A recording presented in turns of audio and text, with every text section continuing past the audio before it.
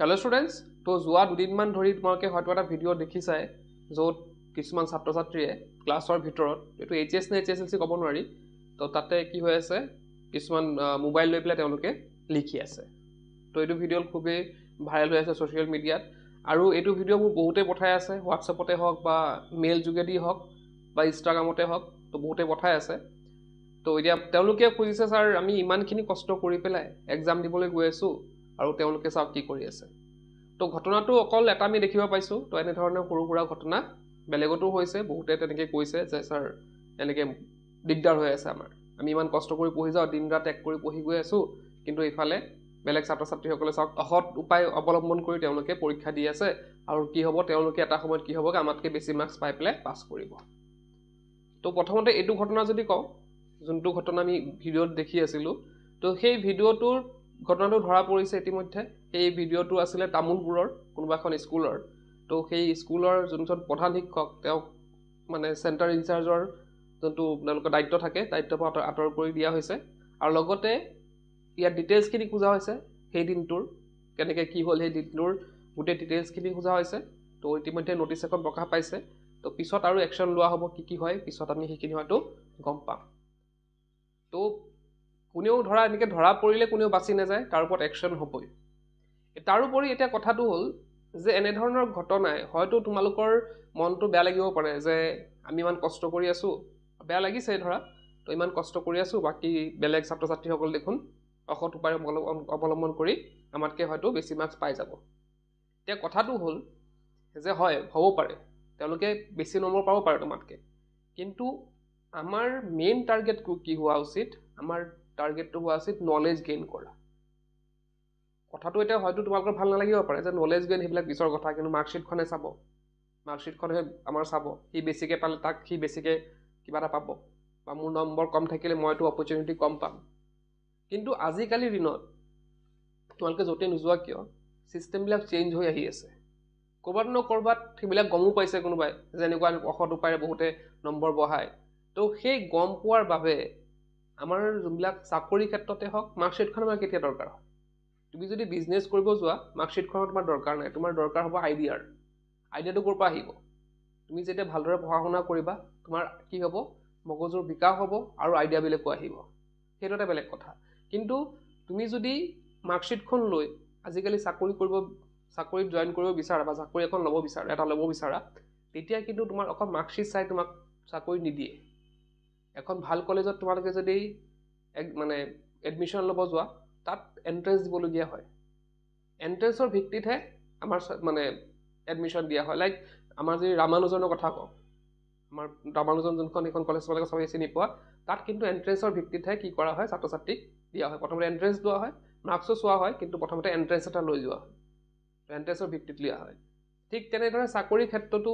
আগত এটা ছিষ্টেম আছিলে যে মাৰ্কশ্বিটৰ নম্বৰ চাই যাৰ নম্বৰ বেছি থাকিব তাত চাকৰি দিয়া হ'ব কিছুমান চাকৰিৰ ক্ষেত্ৰত আছিলে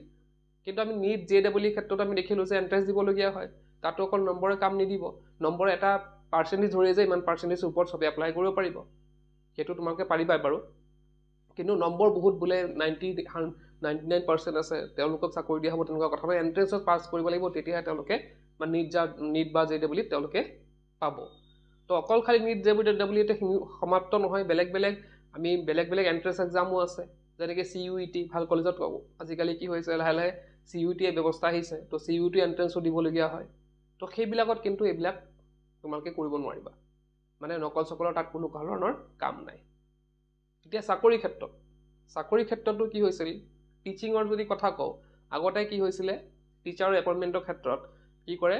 মাৰ্কশ্বিটখন চায় তাত নম্বৰ যিমান আছে তাত নম্বৰ প্লাছ কৰে তাত মানে যিমান নম্বৰ পাইছে সেই তোমালোকৰ ধৰা হায়াৰ ছেকেণ্ডেৰী পাৰ্চেণ্টেজটো প্লাছ কৰিলে এক্সামত পোৱা নম্বৰটো প্লাছ কৰিলে তেনেকৈ কৰা হৈছিলে কিন্তু আজিকালি কি কৰা হৈছে ছিষ্টেমটো আকৌ সলনি হৈছে বৰ্তমান সময়ত নতুন যোনটো এপইণ্টমেণ্ট হ'বলৈ গৈ আছে তাত কি হৈছে ছিষ্টেমটো চেঞ্জ কৰা হৈছে তাত কি কৰা হৈছে তোমালোকৰ একাডেমিক লাইক হায়াৰ ছেকেণ্ডেৰী হওক ধৰা হায়াৰ ছেকেণ্ডেৰী ধৰিলোঁ মই সেই একাডেমিকৰ মাত্ৰ 5% লোৱা হ'ব মাত্ৰ 5% বাকীখিনি কাৰ ওপৰত ডিপেণ্ড কৰিব তুমি চাকৰি পোৱা নোপোৱাৰ ওপৰত তুমি যদি ধৰা তুমি টেট দিবলৈ গৈ আছা টিচাৰ হ'বলৈ গৈ আছা তো টেট এক্সামত তুমি যোনটো মাৰ্কছ পাবা তাৰ ওপৰত ভিত্তি কৰি তুমি চাকৰিটো পাবা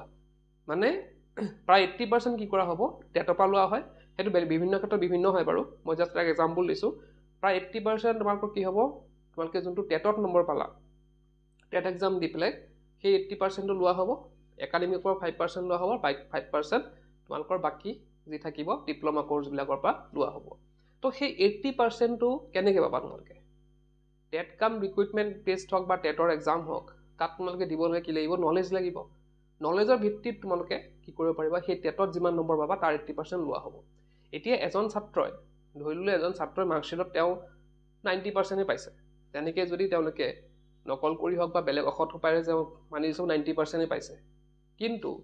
তেওঁ গৈ পেলাই কি কৰিলে টেটত ফেইল কৰিলে তেওঁ চাকৰিটো পাবনে নাপায় চাকৰি পাব কেনে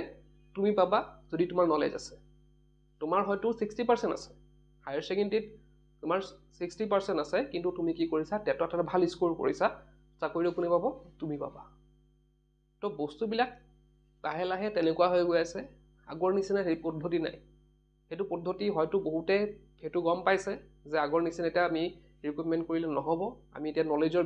বেচিছত কি কৰিব লাগিব ৰিক্ৰুইটমেণ্ট কৰিব লাগিব অকল মাৰ্কশ্বিট চাই আজিকালি কিন্তু ক'তো চাকৰি নিদিয়ে প্ৰাইভেট ছেক্টৰতো আজিকালি নলেজ চায় অকল গভৰ্ণমেণ্ট ছেক্টৰতে নহয় যদি প্ৰাইভেট ছেক্টৰ তোমালোকে চাবলৈ যোৱা তোমাক কি কৰিব নলেজ তোমাৰ নলেজটো চাব অকল মাৰ্কশ্বিটখন চাই পেলাই তোমাক কিন্তু চাকৰি নিদিয়ে দুজন প্ৰাৰ্থী গৈছে এজনৰ 90% এজনৰ 60 বা 50% কিন্তু তেওঁক যেতিয়া মানে ইণ্টাৰভিউ ল'লে তেতিয়া দেখিলে যে 60%ৰ নলেজ বেছি 90%ৰ নলেজ কম মাৰ্কশ্বিটখন দেখি ভাল লাগিব যে তেওঁ 90% আছে কিন্তু দেখিব কোনে চাব কোনে এটা সময়ত ভাল লাগিব চাবলৈ যে মাৰ্কশ্বিটখন 90% পাইছে এটা সময়ৰ কাৰণে কিন্তু পিছত ব্যৱহাৰিক ক্ষেত্ৰত কিন্তু সেইটো মাৰ্কশ্বিটৰ কাম নহ'ব যদি তেওঁলোকে নলেজ নাথাকে তো একেবাৰে তোমালোকে পৰীক্ষাৰ সময় চলি আছে সেইবিলাক কথা একদম মাইণ্ডত নানিবা বহুতে কান্দিছেও লিটাৰেলি মোৰ মানে এজনে ফোন কৰি মোক মানে কান্দিছেও যে এনেকুৱা তো সেইকাৰণে কৈছোঁ যে মন নাভাঙিবা যদি ক'ৰবাত কিবা চলি থাকে তোমালোকে চকু বন্ধ কৰি নিজৰ এক্সামত ফ'কাছ কৰিবা বহুতো সময়ত টাইম মেনেজমেণ্ট কৰাত দিগদাৰ হৈ যায় তেনেকৈ চালে তো চকু বন্ধ কৰি তোমালোকে কি কৰিবা এক্সাম দিবা আৰু কোনো ধৰণৰ তোমালোকৰ প্ৰব্লেম নহয় তোমালোকে নিজে এক্সাম নিজে দিয়া যিমান পাৰ্চেণ্টেজ পাবা তোমাৰ নিজৰ থাকিব নিজৰ নলেজ থাকিব আৰু এটা সময়ত তোমালোকে ভাল হ'ব তো এইখিনি আছিল আজিৰ ভিডিঅ'টোত আজিৰ ভিডিঅ'টো কৰিলোঁ কি পোৱা যায়